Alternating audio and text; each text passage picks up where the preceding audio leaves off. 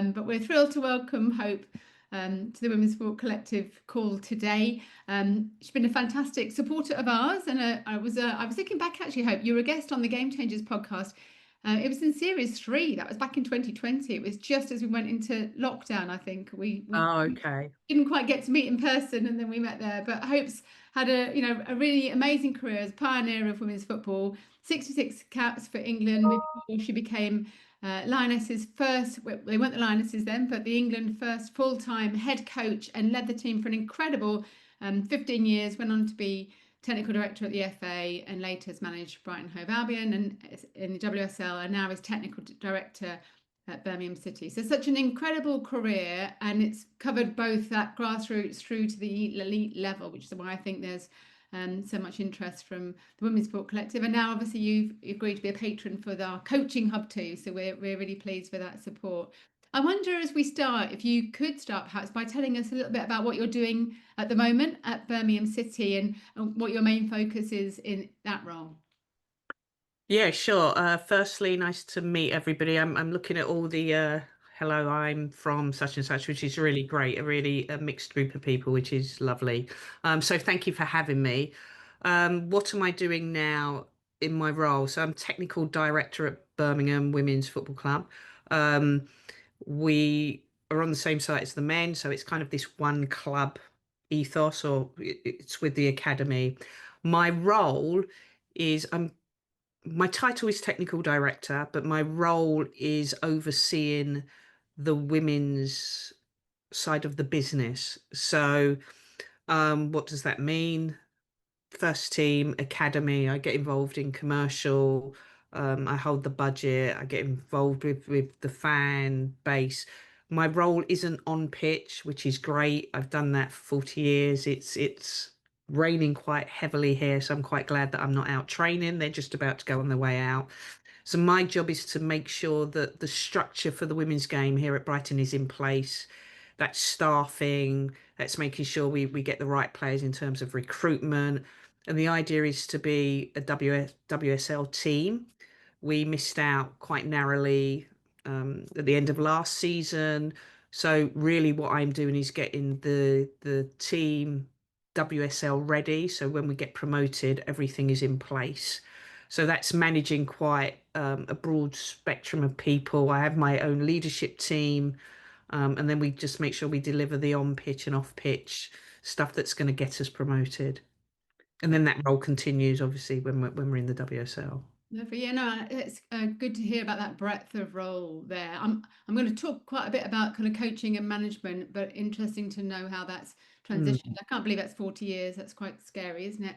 long. But you were just 31 when you first became England's was the first full-time women's coach, and held that position for 15 years, which is incredible, really. But I wonder how your leadership style, your coaching style changed across that time. If you look back and reflect?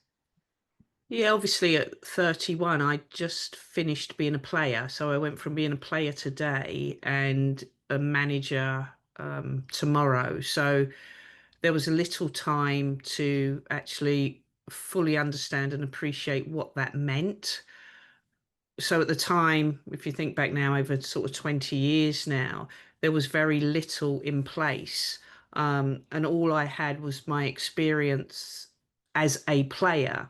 So all I did was I worked on the premise that I remember the things I liked when I was a player. We'll keep those. And there are certain things I definitely don't like, and I'm not going to do that.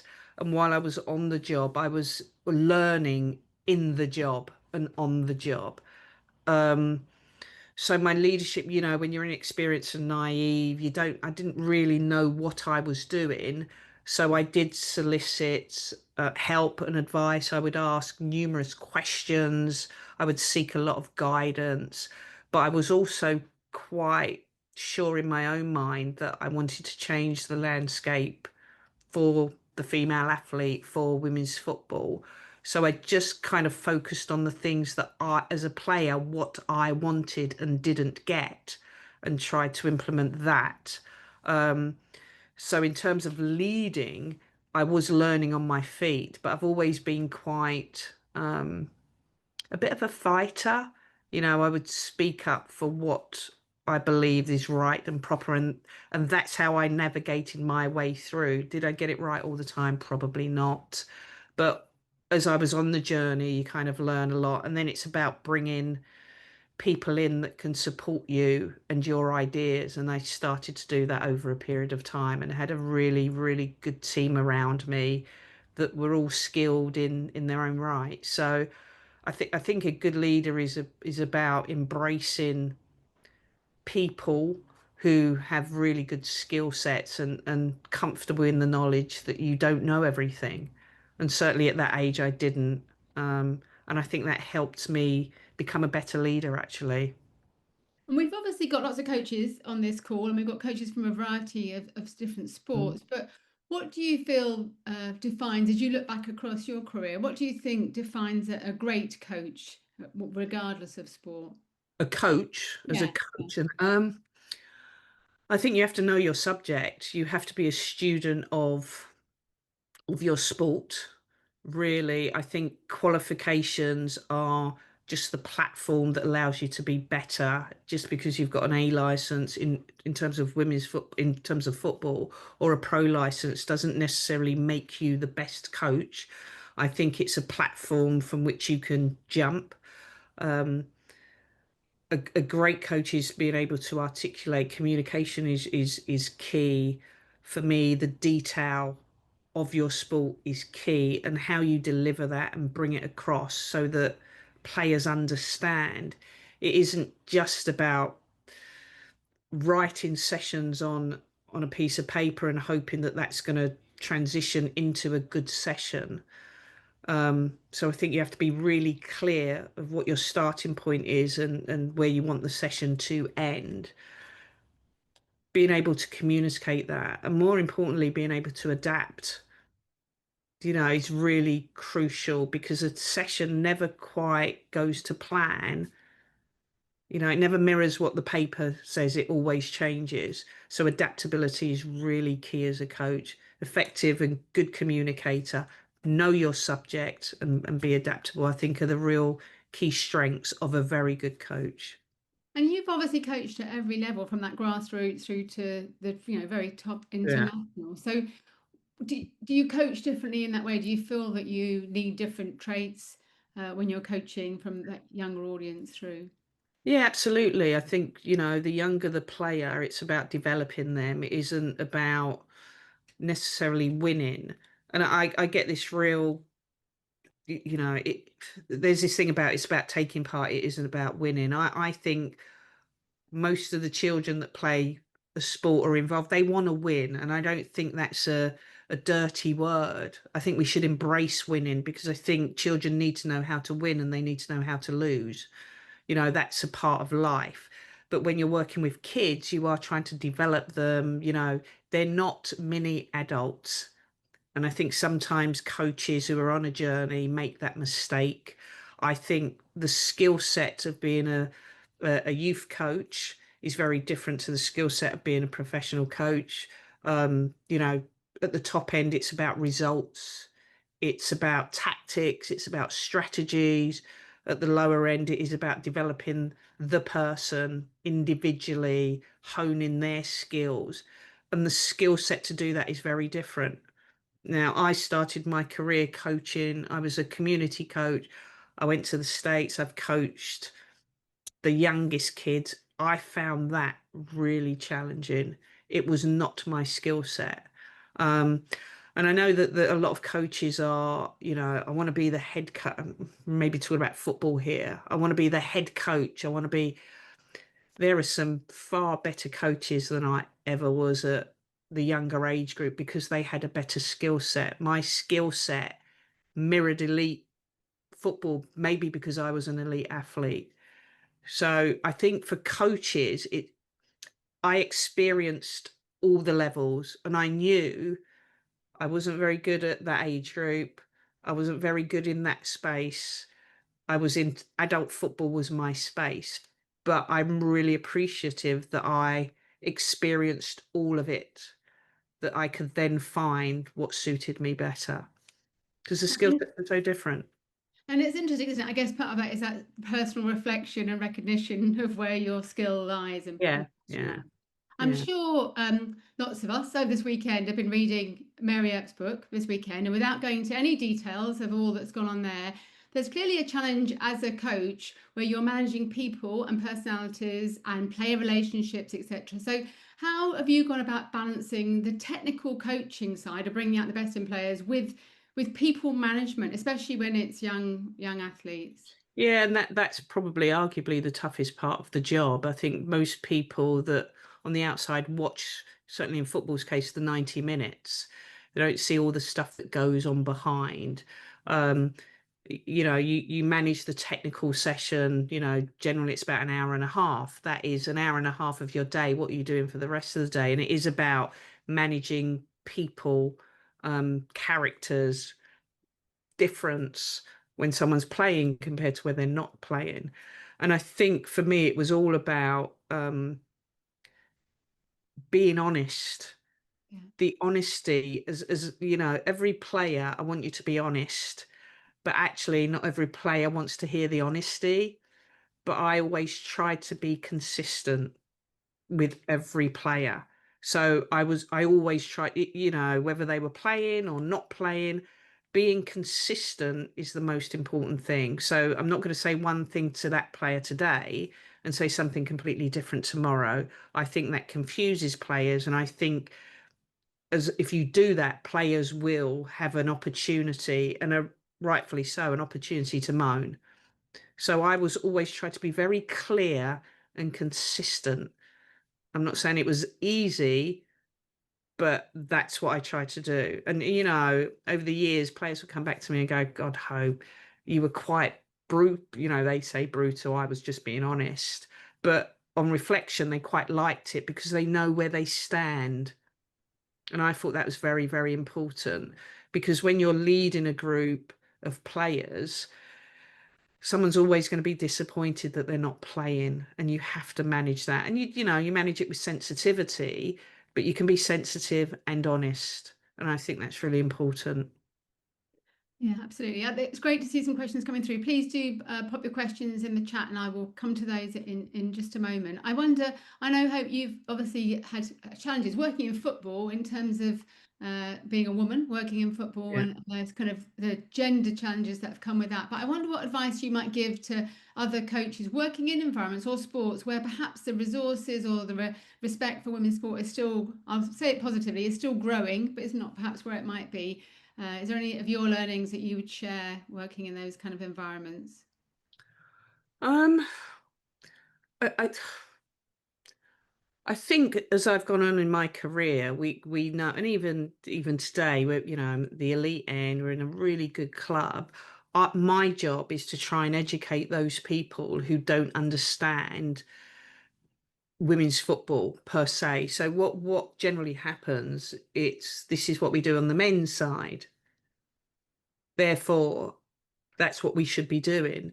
And I'm always, one of my favorite lines is doesn't mean to say it's right. And I think it's really about backing your corner and trying to educate people what it is like being a female athlete or working in the female space. Um, so over the years, I've always, consistently gone, but this is what it's like for the female athlete. This is what it's like in a female environment, which I would argue the environment is very different. We're more collaborative, we're more caring, we're more comfortable with challenging and being challenged. It's not a dictatorship, it's about collaboration. And I've always tried to educate. I've come into a new space in Birmingham, which has been great. And I'm having to educate the CEO who wants to be educated. And I think if you can find your power in your voice in doing that, I think it will help you. Excellent. No, that's great. Great. I guess to feed and build on to that, really. You've clearly been a massive trailblazer in this space, but if we look across the WSL, WSL2, there still aren't, enough women coaching at that highest level. And we're talking football here, but I shared a podcast yesterday with Giselle. We talk about the PWR in terms of rugby. It's the same in cricket too. So What do you think needs to change to make that change? You've obviously been in the space long enough to have a valid opinion there. Is it around governance? Is it around quotas, policy? What do you think needs to shift to be able to change that? Yeah, we've, quotas, do they work, don't they? There's always that debate around it. I think the people who are the decision makers are the ones we need to hold to account, really. Now, I'm in this space as a technical director and I'm a decision maker, so I can directly influence who we employ. So, and I've done that. I've got a female head coach, two female assistants for the first team, under 21 female, under 16 female coach. Our pathway is 50-50 split. And this isn't me saying that men shouldn't be in the space. I think they should, because I think we can learn from each other. But I think it's trying to hold the decision makers to account, whoever they are. I'm a decision maker and I feel I have a responsibility and a duty to support female coaches, and it is all about opportunity. But one thing I will say is that as females that want to work in football, I've always tried to make sure that I am upskilling myself, that I get the right qualification, because what I never wanted to do was give them an excuse not to. And because quite often what I hear is, well, there aren't enough qualified female coaches. And I go, well, actually, you can't say that now. What isn't happening is they're not being given the opportunity. And who's responsible for that in your club or in your organisation? And I think they need to be held to account a bit more. Yeah, and I think that's the same across many sports as a similar Yeah. conversations happening. Lauren Wood, I don't know if you're happy to come off of mute and ask your question. We've talked then about women and that kind of working together collaboratively. Lauren's question is a bit more around understanding female athletes' physiology. Lauren, are you happy to ask your question? Yes, of course. Hi, Hope. Nice to meet Hello. you. Yeah. Yeah, so I just sort of wanted to ask, in your opinion, what do you think are the most pressing gaps in understanding, female athletes' physiology, and how would those like knowledge gaps then, in your opinion, how would they better translate into training and like performance and recovery strategies? I know that Chelsea Women's have employed a menstrual coach for their first team. So do you see that happening across the board? Or Yeah, I know, and this is I think Chelsea, what they're doing are great. But the whole menstrual cycle is not new.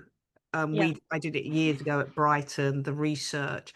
I think it is about upskilling people in their knowledge to males and females to better understand the female body. So the menstrual cycle, and that's coaches. I worked with a really good team at Brighton and I had to be educated. I'm a female. Menstrual cycle I've had, but didn't realize that those pinpoints, my memory for what I learned, but I understand it. It is about upskilling people to get a better understanding of the physiology of the female body. Um, and credit to the WSL and the FA, I know it's moved over, they continuously have workshops every Mm, month. There's one on ACL, there's one on brain health, there's one on the menstrual cycle. So I really think they've been very proactive in making sure that there is enough professional development for coaches, for staff to tap into, to upskill. And then once you have that knowledge, you are better prepared to, if you like, work with the athletes and do the right thing. And we all know now, don't we, that the ACLs are still on the table, and there's a lot of research and work and discussions around what's happening in that space. So yeah. someone's got their mic on. Yeah, Um, go and close that up. so I think that the landscape has changed. There is opportunities for every coach that's involved in the women's game to upskill their knowledge and be better informed. Thank you, Lauren. Naganethra, I'm sorry, I do know you and I shouldn't be able to pronounce your name, but Sure. has a fabulous question and is a badminton coach I know. So would you like to ask your question of Hope? course, you did try your best, Sue, on that pronunciation. All right. Disappointing though, disappointing. I got that wrong. Sorry. Oh, no, Naga is completely fine. Lovely to meet you, Hope. I had a question on the other side of things. So, when I look at why a lot of students start quitting sport is because how they're not able to play it up till a level, and when they see other athletes play, and they're like, I can't keep up with that level of game. My skill set are not that good. And one thing in sport is of course a repetition of the activity that you're doing. Your muscle memory picks it up, and then you keep training. But a lot of times I've noticed that students do get frustrated that they're not getting it. And I'm just wondering, how do you deal with that sort of situation? Like, make them understand that it's genuinely practice that gets you there.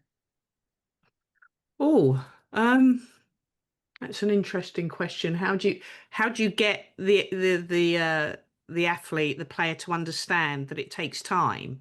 Yeah, Is that exactly. what you're saying? Um, I, I think, if I'm understanding the question right, I think you have to. It's your session design, how you deliver your session design that isn't the same. But the outcome becomes the same. So that, because athletes, in my opinion, get bored very quickly, very quickly. So do they know they're not getting it if you change your session design to stimulate them again? Because what generally happens, the fallout of sport, I know there's other issues, growth, all the things, all the research that 11, 12 young girls certainly fall out of sport. But what keeps young girls in particular engaged is the variety of the practice, that it becomes fun and it doesn't become onerous and it doesn't become a chore. In my experience, when I've worked with young kids, which I'm not skilled at, bored very easily. So if I'm going to do a defending practice, I can't do the same defending practice because the outcome will always be the same and they don't see the improvement. So what you have to do is be adaptable, change the practice, make it fun, and get them engaged. So they're learning, but they don't know they're learning. And I think that will bring down that frustration and they're more inclined to come back. That makes sense. Thanks. I don't know if that answered your question. It did. Thank you. Thank you. Elisa, Elisa Stott, do you want to ask your question? You got a lot of feedback from other people on that too. Oh, did I? Hi, Hope. Nice to meet you. Thanks for this. It's really interesting. I just had a question. Really, I'm a lacrosse coach, so team sport as well, and I just had a question really about how you manage to balance managing the ego, the superstar, within the context of a team and squad environment where cohesion is so important. Any top tips you have on that? Yeah, don't treat them differently. Simple as that. And I was really privileged. I don't know if people on the call would remember or know Kelly Smith, who was arguably the best player in the country at the time, best player for a generation. Very humble woman, by the way, lovely, but I never treated her any differently. She was a player foremost in a team. She was not the team. The whole squad made the team. So just don't treat them any differently. I think if you do that, you inflate their ego, and I think it causes a division in the camp. So trying to just keep everybody on the same level, you're all the same players. It's a team game. It's collaboration. There is no one person that's better than another. And that's probably a bit more my nature as well. I think it's a team sport. If you want to be the superstar, go and play a different sport. Football is a team sport. Great, thank you. I love that. Hope saying it as it is, as always. That's good. Anna, you've put a couple of questions in there. Would you like to pick one of those and ask one of those questions? Oh. Hello. Hi. Hi. Sorry, I'm on the go. Hello, everyone. But I am listening. Now, the questions I've asked. So I am a co-founder of a global scouting network, and I want to, my role in there is to try to bring more women and increase representation.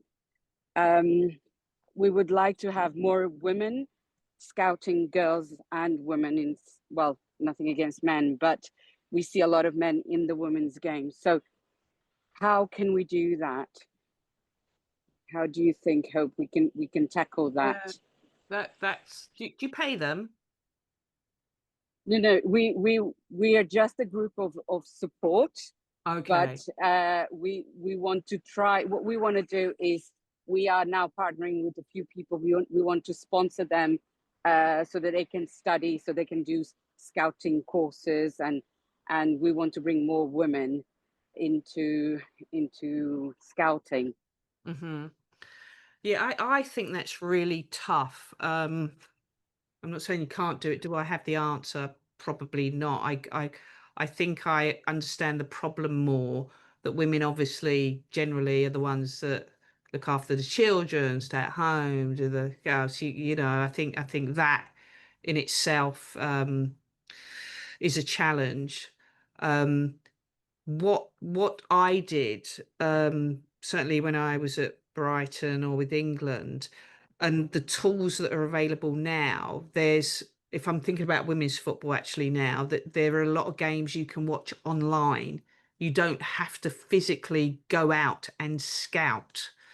So there is an opportunity now more than ever, certainly from football. Sorry, I don't know about the other sports and how much you can see online. Certainly from football perspective, that gives an opportunity to extend that opportunity to more women, because you can do it from home. You can do it in front of a laptop. You don't have to physically go out. And I think then it's also really important to be able to educate and upskill so that they're more inclined to stay in it. So certainly in football, there's talent identification courses, you can do online courses, and things like upskilling online, certainly for women, is probably easier, especially if you have a family and young kids. So I don't know if that helps, but I know it's easier now to do in football because a lot of stuff, games are online, they're on the TV, courses are online, and that could be an incentive to get more women involved. Thank you. Thank you. Does that help? Yeah, it does help. It is important. Again, our men's group is full, and I want to, it's my aim to make the women's group full and to bring more women into the ecosystem. So that would be great. If anyone wants to get involved, please contact me. That's wonderful. I like that. I like your style, Anna. I wonder if we're looking more specifically at coaching and you reflect back, what would you say is some of the best coaching advice that you've ever received? And I added kind of perhaps who's given that to you, but where have you received great coaching advice in your career? Where have I received great Yeah, coaching? there are individuals that you can Oh yeah, I've been really privileged to work with some exceptional coaches, being coached by some all men, unfortunately, or fortunately for me at the time. Dick Bates, who if anyone knows football, was an absolute legend in coaching. Sadly, he passed away a few years ago. As a young player, I had a very good coach that was ahead of his time. He became my mentor. I call him my adopted dad. I've known him since I was 11. I still see him now. He's still my mentor and still gives me advice. And I think that really helped me grow. And one of the reasons why, not the only reason, I wanted to coach, and I got some really good advice. In order to get better as a coach, being a better coach is all about practice. It's the time you on the grass, it's the hours you put in.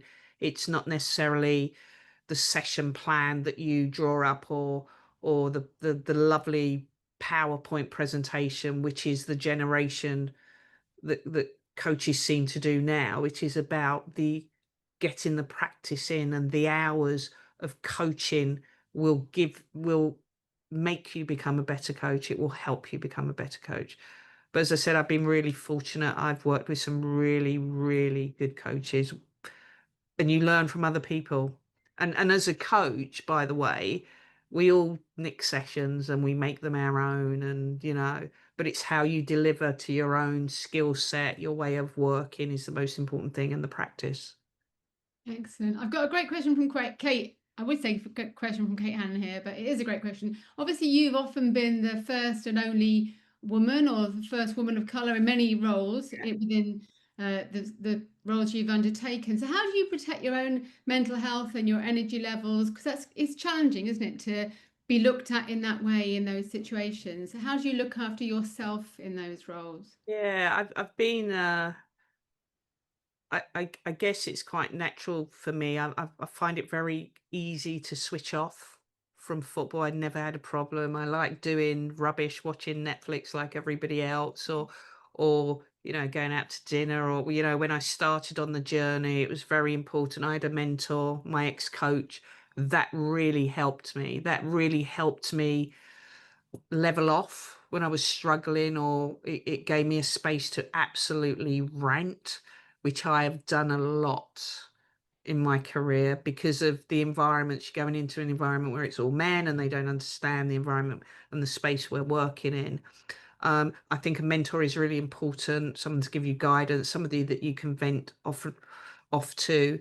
But I've always managed to somehow, I don't know, park it and do something else, and not be.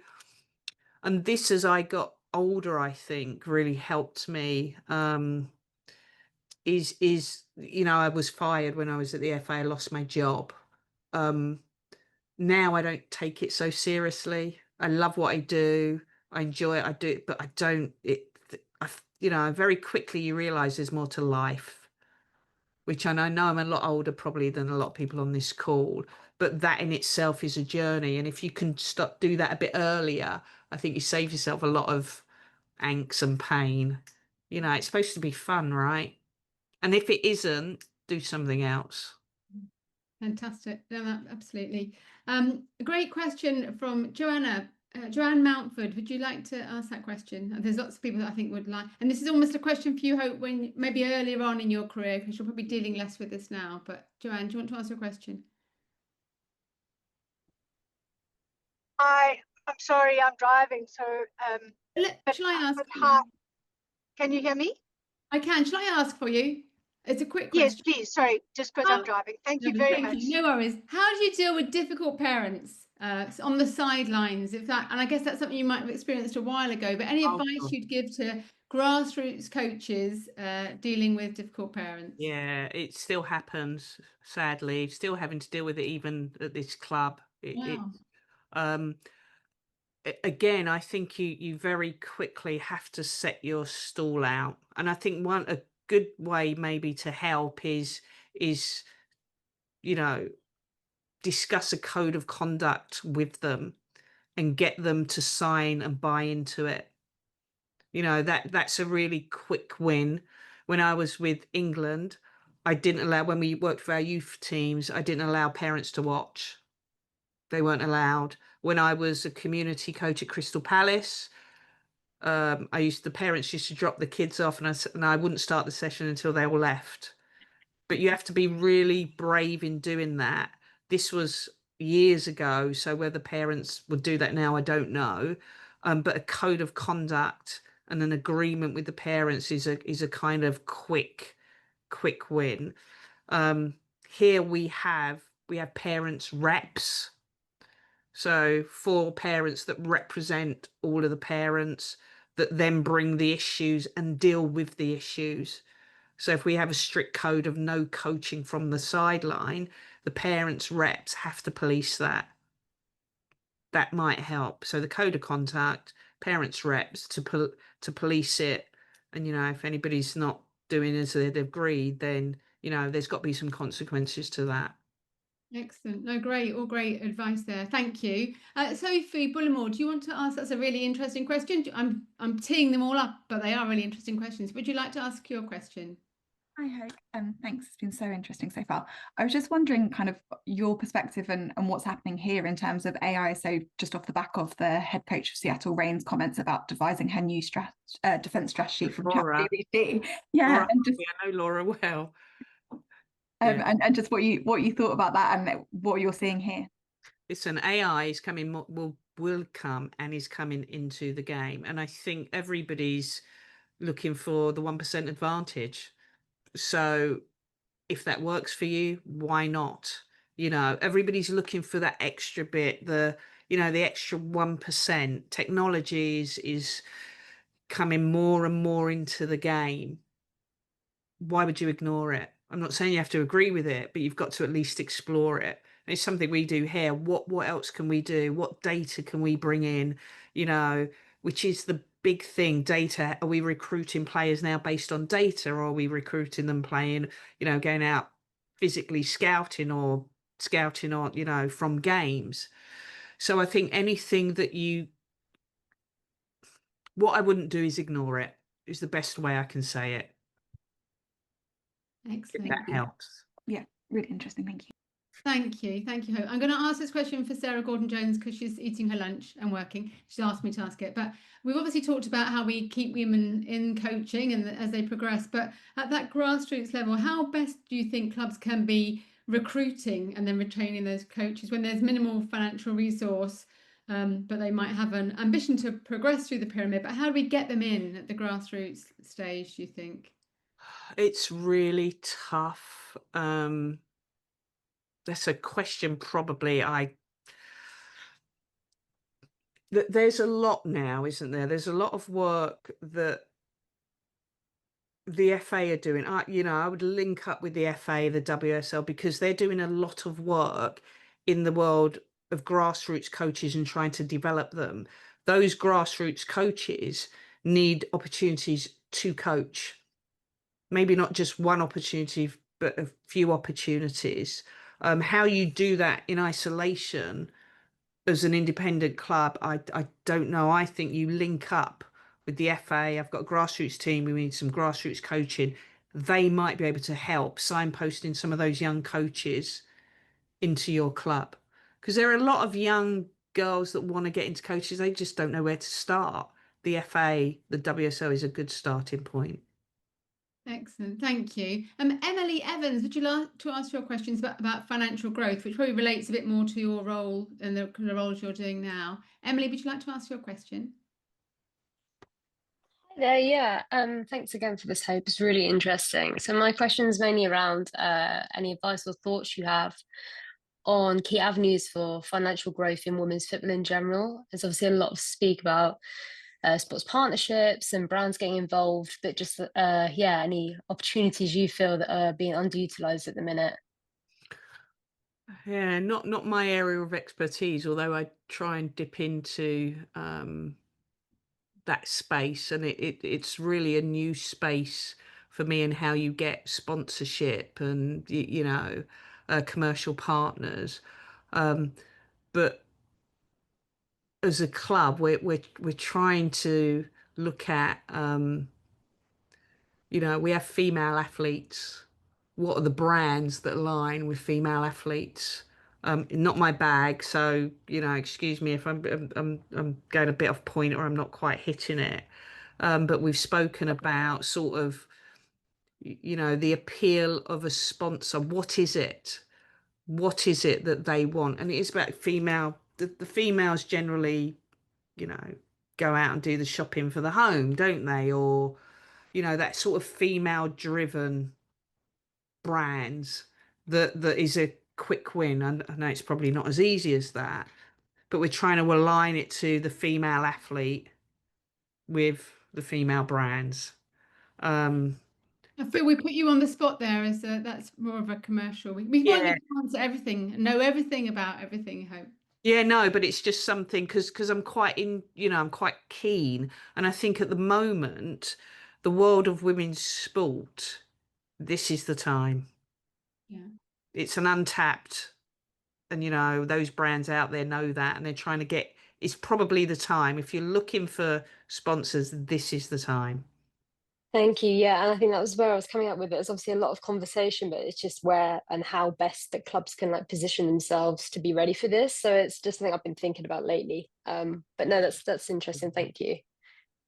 Someone asked about nutrition and that kind of female nutrition, and obviously lots more research now. And we talked briefly, didn't we, about women's health. But how have you seen that change over the period of you've been involved within women's football in terms of the guidance and advice we're giving athletes around diet and for young females especially? Yeah, I think that's a space that has really grown. It's night and day, actually. Certainly, if I look at when I was a player, we were never educated around nutrition and what you should eat post game. Or, when I look back, I'm like, God, if I had all of this now, but it is a big focus. If I look at Birmingham, I've employed a full-time nutritionist and a part-time nutritionist. We educate the parents. We do cookery classes for parents and how they can refuel their child, because they're the ones that do the shopping, obviously. But the education around pre-match, in-match, post-match is a real area that has developed over the years, because fuel your body for performance, that has come a long way since I was a player, and gives the athlete a more understanding of how their body functions. So you're trying to also educate the player on how you get the best out of your body. If you don't fuel it in the right way, it's going to break down. So there's a lot of work that's being done around that, and the education piece is the bit that is the focus. Thank you. I was just leaning in to read my screen here, whether that's a Sifi or a Sealy. But would you like to answer your question? It's a great question around the kind of increasing growth of independent clubs. Would you like to ask your question? Yes. Hi, everyone. Hi, Hope. I'm Hello. gonna keep it short. It's also a question more on the economic side or like managerial side. But in the recent years, like we've seen this growth of like rise of clubs like London City Lionesses, Como, Angel City, where it's a model of independent clubs. Given your experience and like you've lived many moments and seen this development of the women's game, what's your take on this rise of the women's clubs to kind of like get away from the shadow of the men's section of a professional club? Yeah, it's an interesting one, isn't it? I know London City very well. My cousin works there, and I had an opportunity to go there before the new ownership took over. The great thing is about being independent is you haven't got this is what we do in the men's side. You can do it and work it the way you want to work it for the club, because you are the club, and you do it the way for the female athlete and the female players, and that's great. I think the independence, it's great, it's unique, it is very different. Our culture in England is very different to the culture in the States. They franchise, they buy the franchise, they sell it for millions. We all know it's Michelle Kang that's at London City. I do question my cousin every week. She's going to sell the club. She's going to look at it as a business, sell it, buy it for X and sell it for this amount. I'm not sure how the culture in this country quite works that way. I'm not saying it's a bad thing. It's an interesting concept. Will it happen more and more? I don't honestly know. I think when you are in a club that has the resources, the expertise and the knowledge that you can draw down on is really key. You can build the brand. I think the challenge for London City is they don't have that football brand, which I think has really helped Arsenal, Chelsea, women, Man United, Man City. That brand has helped. Birmingham brand has helped. London City don't have a brand, which then could have a knock-on effect to investors and stuff like that. So I think it's an interesting space, and I'm really intrigued to see where it goes. I don't think I've answered your question, but being independent and not governed by the men is great, but how far that can get you, because lack of brand is yet to be seen, I think. Yeah, fascinating area to follow, isn't it? Thank you. That was a great question as well. Christiane Cleared, would you like to ask your question? I'd like to know the answer to this one. Yeah, sure. Hi, Hope. Lovely to meet you. And thanks for all you've done for the game as well. I've been a massive supporter since I was a little girl. I've actually attended some of your games back when I was a little girl, dreaming to be a pro myself. I'm really interested to hear your point of view, because we're at a crossroads right now where, for example, establishments like the WSL are trying to grow the game. And then on the other side, we have grassroots.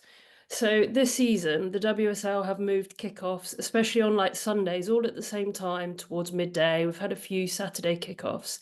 Families and parents are arguing that they have season tickets, they can't attend, and they're asking their kids to either play grassroots or go to a game. If we're talking about the growth of the women's game and girls' football, we shouldn't say one or the other, which is historically, you know, going against what we're trying to do. What's your point of view on this? Because I'm quite keen to hear it from a legend that's seen the growth of the game and where we're trying to get to now. Always been a problem, hasn't it? Always. We want people to support the game, but then we have the kickoff times all at the same time. We want people to support international football, but yet we put fixtures on for all. I think it's really, really difficult. I think we've got to have young girls playing football. We've got to have it for the pipeline of talent to come through. I guess when it's the grassroots, I don't know whether it's looked at younger kids, younger you know, get the kickoff early, get it done, get the day done. I don't actually have an answer here. I don't know the solution to it. But what we have to have is a grassroots culture where young girls can play. Now, kickoff time, I couldn't say about that, but the grassroots game is vitally important in my world for the future of the game, because the players that we see today are not going to be the players in 10 years' time. The players in the grassroots clubs are the players. And I always say, you know, I'm at these WSL meetings, and you know, I take care of the whole game, not just the elite end. You've got to take care of the whole game, because the grassroots game is the future. The priority for me is those young girls have to play. They have to play. Now, the timing and all of that, I couldn't tell you, but it's always been a problem. Do we better they play, or better they go and watch their local team? So would you say that's a challenge for the WSL to look at later kickoffs? Because I know that they're doing it more around the broadcast rules and driving an audience and appointment to view. Kick off for the WSL? Yeah, so do you think that's a challenge back for the WSL? Because they're obviously thinking WSL, it's the broadcast. but they're kind of destroying the football pyramid and the whole long-term vision of the game, if we're thinking of, from, like you say, the grassroots need. So do you think there's a challenge back to say to them to look at a later kickoff, like a 2 p.m?